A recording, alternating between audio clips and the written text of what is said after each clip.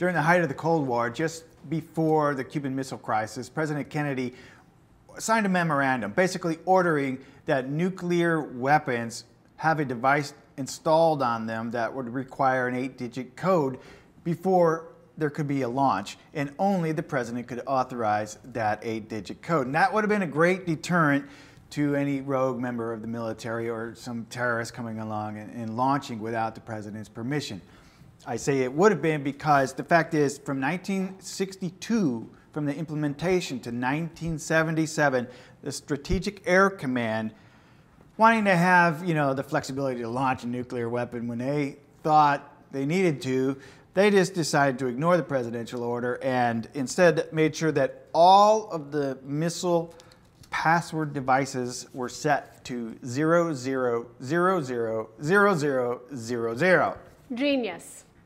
Very secure. Yeah, because if you're running through a number sequence, that would be the first one you come across. I guess so. Yeah, so the president of, the commanders of the Strategic Air Command thought, well, I know the president said that, but he doesn't know anything because he's not in the military because, they might take out the president and then who's going to give us the launch codes? We need to be able to do this on our own. We need to be able to whisper it really clearly. And if he's going to get any problems, if we're going to have any problems, then we'll just take the guy out.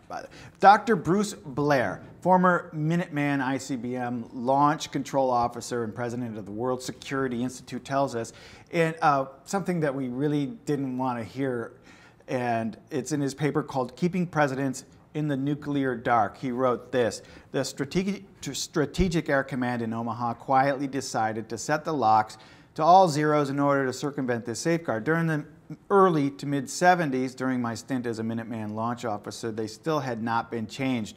Our launch checklist, in fact, instructed us, the firing crew, to double-check the locking panel in our underground launch bunker to ensure that no digits other than 0 had been inadvertently dialed into the panel. So, in other words, those codes that they always carry around with the president that, just in case nuclear war breaks out. Bunch of BS. Yeah, they didn't need them. No. There was a guy carrying stuff around, the football they call it.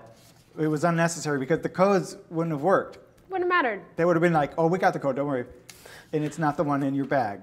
I mean, what would have happened if the president said, oh, excuse me, can you please pass me the nuclear weapon? I would really like to launch that. He went to go for the code and he was like, yeah, Kennedy just can't do it. Can we get anything right around here? Apparently not. But luckily, that didn't happen, which almost, we became that close to getting wiped out during the Cuban Missile Crisis.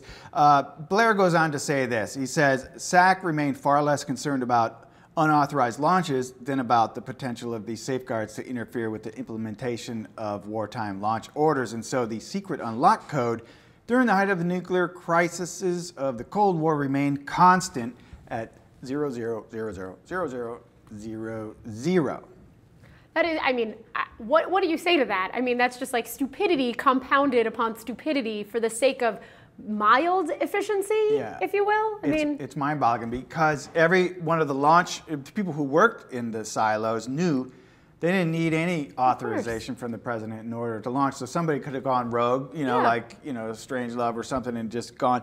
So there's still no word on whether or not what they changed the password to. It's either password or 1 2 3 4 5 6 7 8. You can try it both.